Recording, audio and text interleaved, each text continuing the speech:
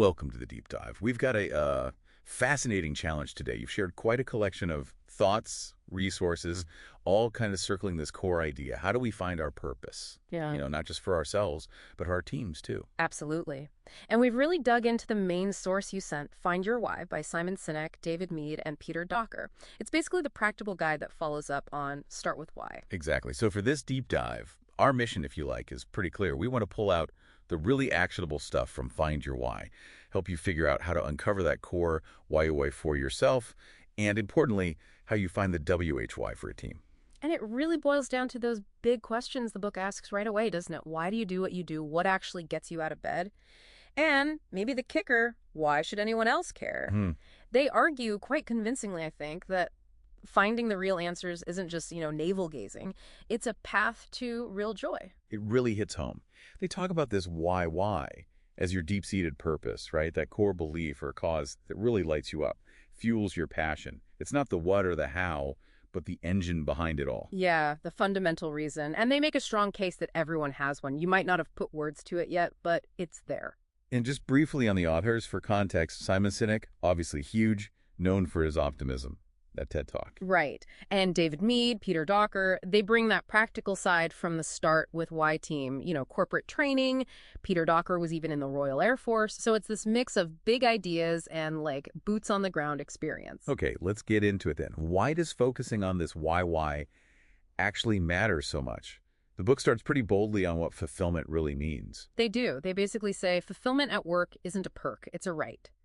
And it comes down to feeling inspired, feeling safe where you work, and feeling like you're part of something bigger than just yourself. That resonates, whether you're, leading a team that's struggling or maybe feeling a bit adrift yourself. That connection to something larger, it's powerful. And leadership has a big role here, according to the book. Huge. It's about creating that environment where people feel that connection. But interestingly, they also say if you're in an uninspiring place, well, step up. Be the leader you wish you had. That's quite empowering, actually. Yeah, focus on the positive impact you can have, even in small ways. And this is where it gets personal for Sinek, right? Yeah. He shares his own story of finding his WHY, and it wasn't some overnight thing. It came from, a tough spot professionally. Exactly. He talks about losing his passion and finding all the usual advice like follow your passion, just totally unhelpful, too vague. Right, not actionable. He needed something solid, something to actually guide his choices day to day. And that's what the WHY became for him. It wasn't just about getting his mojo back. It was like a filter for decisions, a whole new way of seeing things. So Start with Why made the case, but find your why.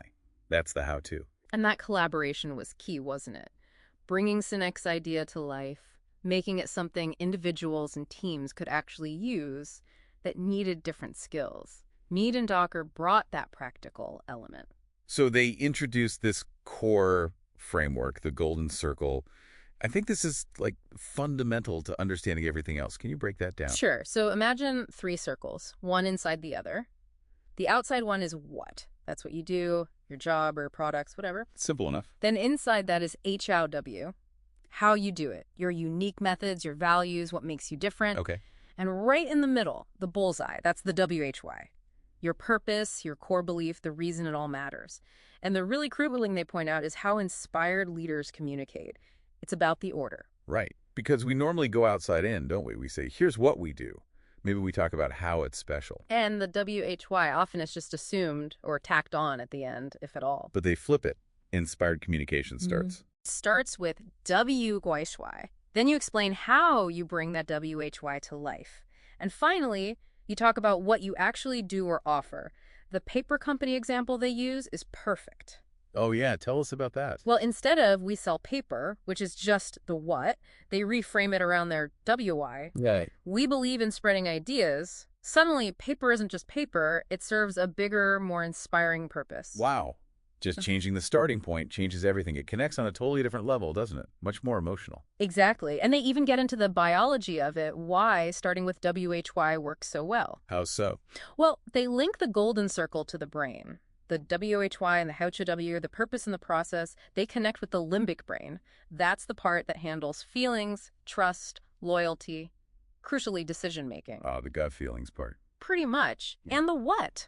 That connects to the neocortex, the rational, analytical language part of the brain. So when you just talk what, you're hitting the logic center, but starting with WHY. You're talking directly to the part that drives behavior, the part that feels trust and makes decisions. That's why articulating feelings can be hard sometimes, right? The limbic brain doesn't really do language. Makes sense. But when you can tap into that WHY, communicate it clearly, it's incredibly powerful. Think about inspiring leaders throughout history. They always start with a compelling WHY. So finding your WHY isn't just a nice-to-have feel-good thing. It actually changes how you operate, how you connect. Totally. It leads to more fulfillment. You understand what really drives you. You make better choices. Yeah. Choices that align. And you start to genuinely inspire people around you. It's about moving from reacting to, well, living on purpose. Okay, I'm sold on the importance. Yeah. But the big question is how? How do we actually find this thing? The book lays out a pretty specific process. It does. And they're clear this isn't just theory. It's based on doing tons of these why discoveries with all sorts of people and companies. It's a practical step-by-step method that works. And the book itself walks you through it. Yeah, it's structured that way. Starts with a recap of the basics from start with why, then gives an overview of the whole process. Then it splits into finding your individual WHY and finding a group or tribe, WHY. And finally, how to figure out your HOWs, how you live your WHY and really stand for it. Let's focus on that individual process for now. What are the main steps? It really comes down to 3 core stages. First, gather stories from your past. Second, identify themes in those stories. And third, draft and refine your why statement. It's basically mining your own history for clues. And they make this really key point. Your WHY isn't something you invent. It's already there, formed pretty early on. That's crucial. They say it's like your origin story. It reflects who you are when you're at your natural best. And they believe it's mostly formed by your late teens, based on your significant life experiences, the people who influenced you. So you look back, not forward. Exactly. You look back to find the patterns, the consistent threads in your experiences. They use that great analogy, like panning for gold in the river of your past, sifting through memories to find the valuable bits. That's it. Recalling those meaningful moments, highs and lows, and the lessons learned, and they really hammer home the need for specific memories. General stuff doesn't cut it. Like, not just family vacations were nice, but that time the car broke down on vacation and we all pulled together. That specific moment tells you something. Precisely. And because it's so hard to see the patterns in your own life, well, that's where the partner comes in. The book strongly advises having someone help you for objectivity. Okay, let's unpack those steps a bit more.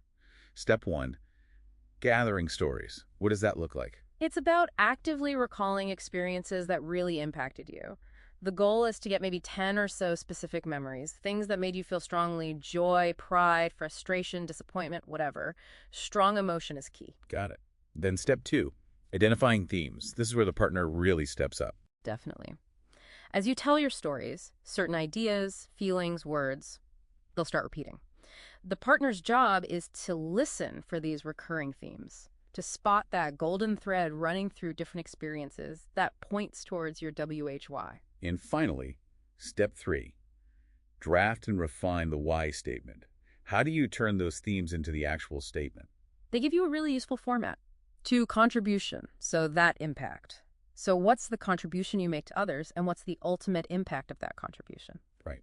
Simple, actionable, focus on others, positive. Exactly. And it should feel true for you personally and professionally. It's not about a specific job title. It's deeper than that. They use Sinek's own WHY as an example. To inspire people to do the things that inspire them. That's the contribution. So that together we can change our world. That's the impact. Perfect. That structure really helps clarify things. Okay. The book spends a lot of time on this individual discovery. What are the key tips for someone doing this themselves? Finding that partner seems critical. It really is. You need someone naturally curious, a good listener, someone you trust enough to be vulnerable with. And interestingly, they suggest maybe not your best friend or spouse.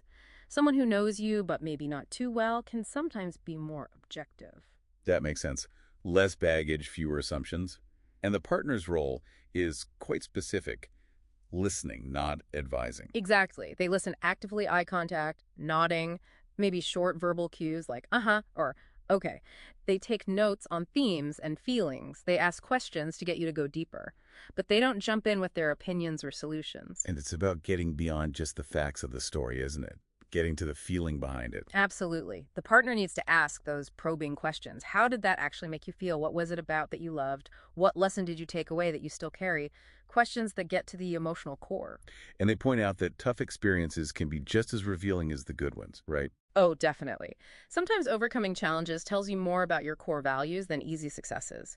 The example of the woman protecting her sister, that clearly showed a deep-seated protective instinct, a core part of her WHY, revealed through adversity. And they keep coming back to that TO, so that format. Yeah.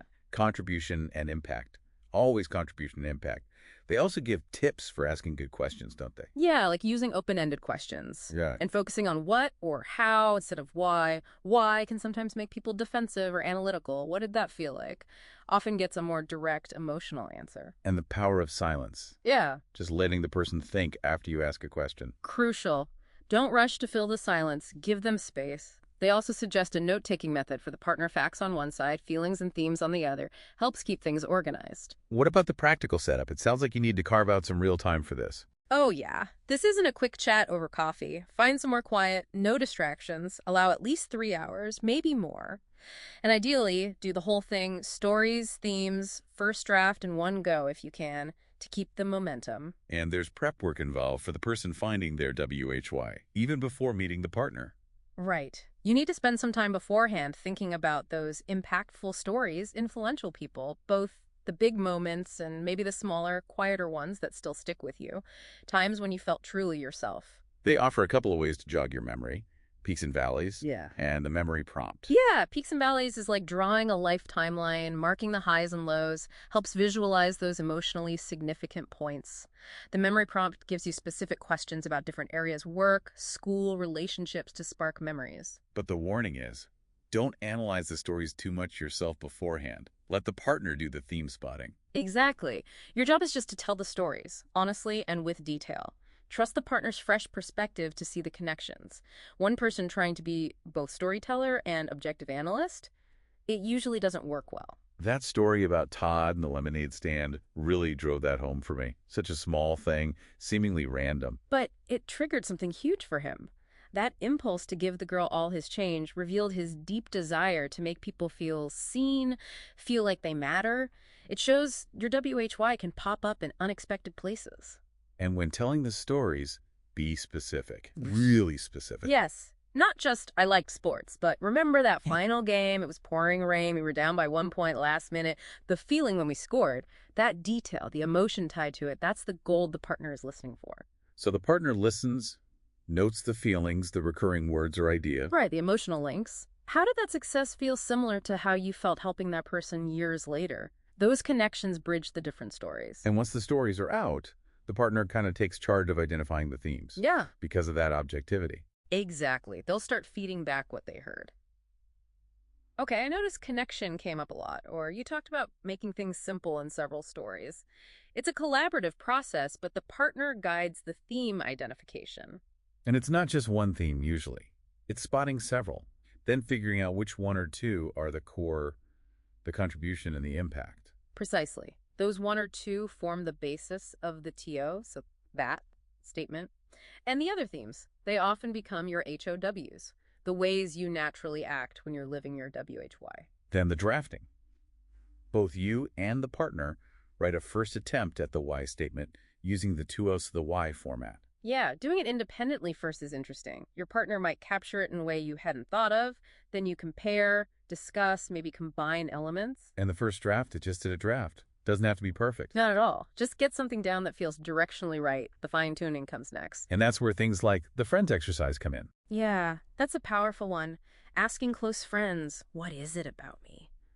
But framing it carefully, using what questions to get them thinking about the impact you have on them, the feeling you create. You're asking them to articulate their feeling about your contribution. Exactly. And you listen for those moments when they pause, maybe look inward, when they start talking about how they feel when they're with you, and notice your own reaction. Does what they say resonate deeply? That sounds like powerful validation. It really can be. Often the themes they bring up mirror what you found in your session, but maybe with clearer, more resonant language. What else for refining?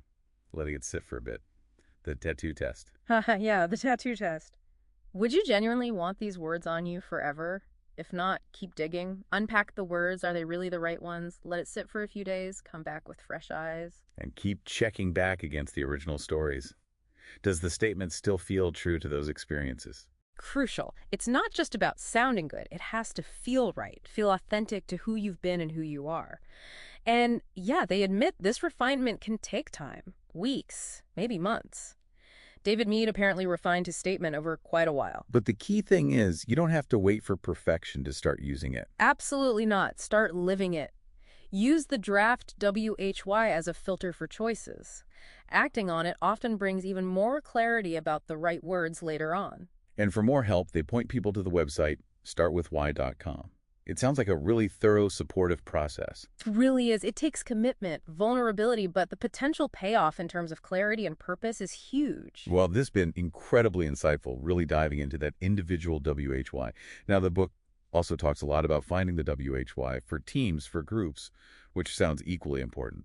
We'll have to save that deep dive for next time, though. Definitely. But understanding your own WHY first is, well, foundational, isn't it? It gives you the grounding to then understand and contribute to a collective purpose. Absolutely. So the big takeaway for you listening is maybe to seriously consider this process. Think about those stories. Who could be your partner? Be open to those aha moments about what really drives you. And maybe down the line, as you get clearer on your own WHY, think about how you could help others. Maybe in your team, start their own discovery. That idea of building the help others industry, it's pretty compelling. What for you feels like the most powerful reason to even start this journey? Thanks for listening. Visit our library and subscribe below for more book summaries. This has been a Sprint Reads production.